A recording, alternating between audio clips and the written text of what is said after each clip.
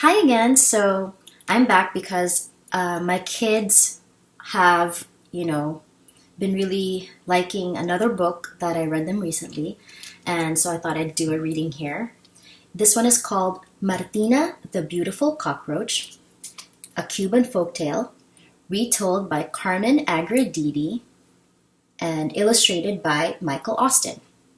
So it has really cool illustrations, and the way I read this is with a Spanish-speaking accent, which obviously is not going to be perfect, but my kids really like that I did that, and so that's how I'm going to be reading it to you. And I just want to make sure that I am not trying to make fun of anyone, and I hope this does not offend anyone. And so it was just really fun for me to do it that way, and the kids really liked it. So let's try it, and I hope you like it too. All right, Martina the Beautiful Cockroach, a Cuban folktale.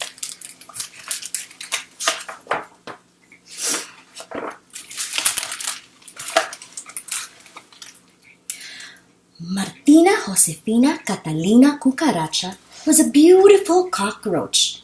She lived in a cozy street lamp in Old Havana with her big, lovable family. Now that Martina was 21 days old, she was ready to give her leg in marriage. The Cucaracha household was crawling with excitement. Every señora in the family had something to offer. Tia Cuca gave her una peineta, a seashell comb. Mama gave her una mantilla, a lace shawl. But Abuela, her Cuban grandmother, gave her un consejo increíble, some shocking advice. You want me to do what? Martina was aghast. You are a beautiful cockroach, said Abuela.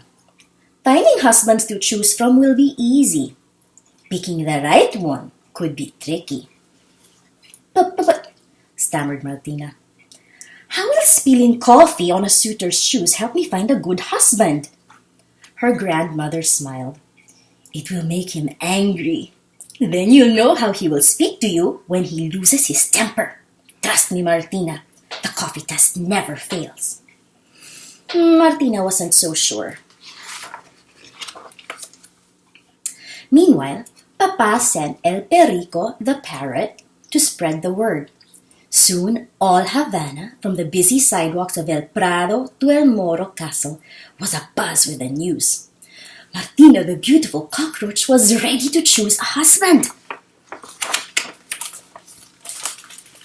As was the custom, Martina would greet her suitors from the balcony, under her family's many watchful eyes. Daintily, she sat down and crossed her legs, and crossed her legs, and crossed her legs. She didn't have long to wait. Don Gallo the rooster strutted up first. Martina tried not to stare at his splendid shoes. Keeping one eye on his reflection, Don Gallo greeted her with a sweeping bow. Caramba, you really are a beautiful cockroach. I will look even more fabulous with you on my wing. With that, he leaned forward and crooned, Martina Josefina Catalina Cucaracha, beautiful muchacha, won't you be my wife? Martina hesitated only for an instant. Coffee, señor. Right on cue, Abuela appeared. With a quick glance at her grandmother, Martina nervously splattered coffee onto the rooster's spotless shoes. Oh my, she said with mock dismay. I'm all feelers today. Kikiriki! The rooster was furious. Clumsy cockroach, I will teach you better manners when you are my wife. Martina was stunned. The coffee test had worked. A most humble offer, señor, she said coolly. But I cannot accept. You are much too cocky for me. Don Cerdo the pig hoofed up next. His smell curled the little hairs on Martina's legs. What an unimaginable scent, Martina wheezed. Is it some new pig cologne? Oh no, señorita. It is the sweet aroma of my pigsty. rotten eggs, turnip peels, stinky cheese. Don Cerdo licked his chops and sang, Martina, Josefina, Catalina, Cucaracha, beautiful muchacha, won't you be my wife? Martina had already left in search of coffee. She wasted no time with this pig. Squealed Don Cerdo as he dabbed at the coffee on his shoes. What a tragedy for my poor loafers. He really is quite a ham, thought Martina. Calm yourself, senor. I'll clean them for you. I'll say you will, he snorted. When you are my wife, there'll be no end to cleaning up after me. Martina rolled her eyes in disbelief. A most charming offer, senor, she said dryly. But I must decline. You are much too boorish for me. The coffee test had saved her from yet another unsuitable suitor. The pig was scarcely out of sight when Don Lagarto, the lizard, crept over the railing. His oily fingers brushed the little cockroach's lovely mantilla. You shouldn't sneak up on a lady like that. I don't sneak, I creep, he said, circling Martina. For some reason, this fellow really bugged her. I've had enough of creeps for one day, said Martina. Adios. But I need you, wait! The lizard fell on one scaly knee and warbled. Martina, Josefina, Catalina, Cucaracha, beautiful muchacha. Won't you be my wife? Martina sighed. Let me see if there is any coffee left. This time she wasn't taking any chances. Martina returned with 2 cups for the lizard. Psst, psst, he spat. Don Lagarto was livid. He changed colors 3 times before he finally found his true one. And to think, he hissed, I was going to marry you.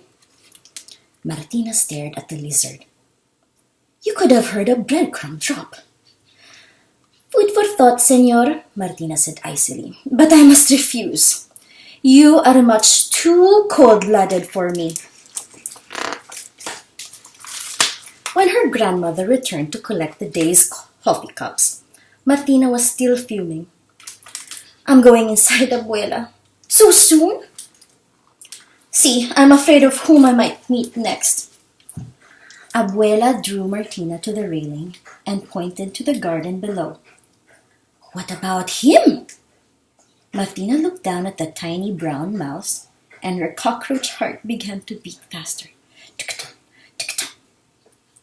Oh, Abuela, he's adorable. Where has he been? Right here all along. What do I do? Go talk to him and just be yourself.